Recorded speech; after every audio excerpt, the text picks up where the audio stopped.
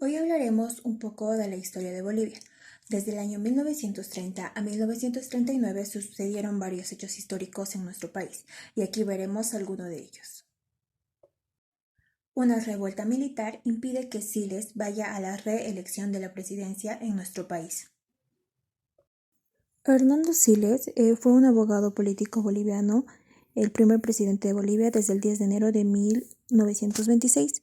No se permitió su reelección porque no ha podido mover la economía del país.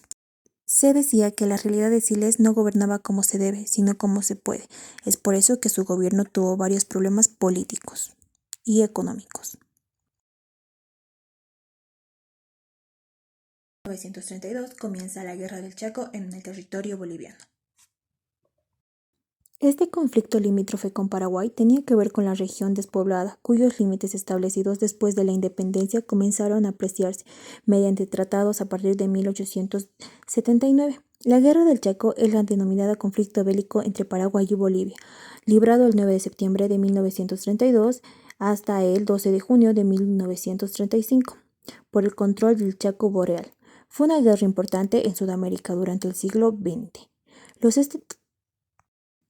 En los 3 años de duración de la guerra, Bolivia movilizó a lo largo del conflicto 250.000 soldados y Paraguay 120.000, que se enfrentaron en combates en lo que hubo gran cantidad de bajas y gran cantidad de heridos y mutilados, como también desaparecidos.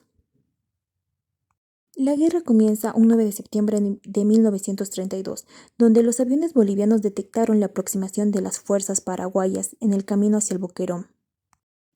Boquerón cayó en una emboscada sufriendo fuertes bajas. El 21 de septiembre, 8 días antes de la caída del Boquerón y de la retirada general boliviana, el presidente Salamanca respondió al general Osorio su impertinencia memorando el del 30 de agosto, mientras que el ejército había seguido sus instrucciones, logrando la captura de Toledo, Corrales y el Boquerón.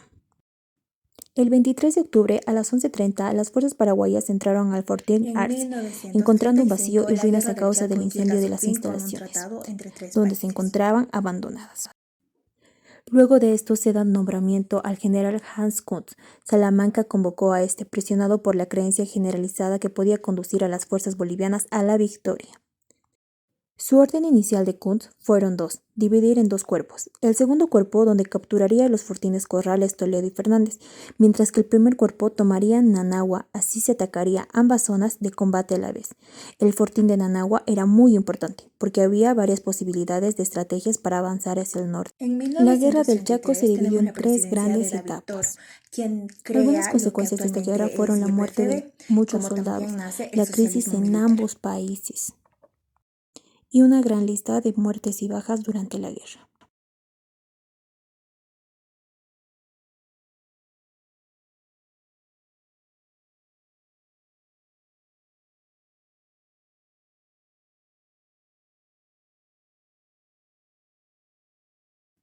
El Partido Obrero Revolucionario es un partido troquista en Bolivia, en su apogeo a fines de la década de los 40 y principios de los 50.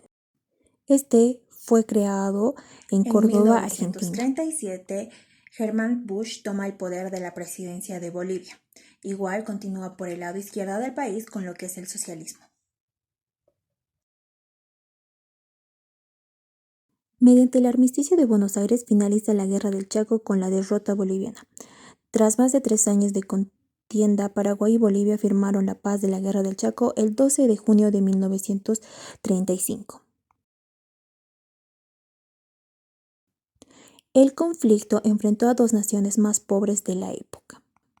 Las enfermedades y el clima causaron más bajas que el arma.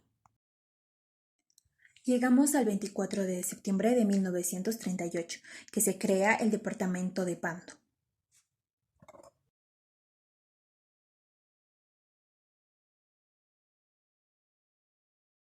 Un movimiento revolucionario da el poder al coronel José David Toro, quien inicia la incautación de las propiedades del Standard Oil.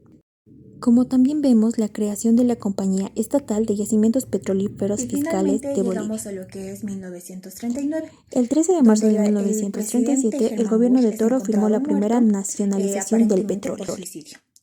Bajo este gobierno nace el socialismo militar,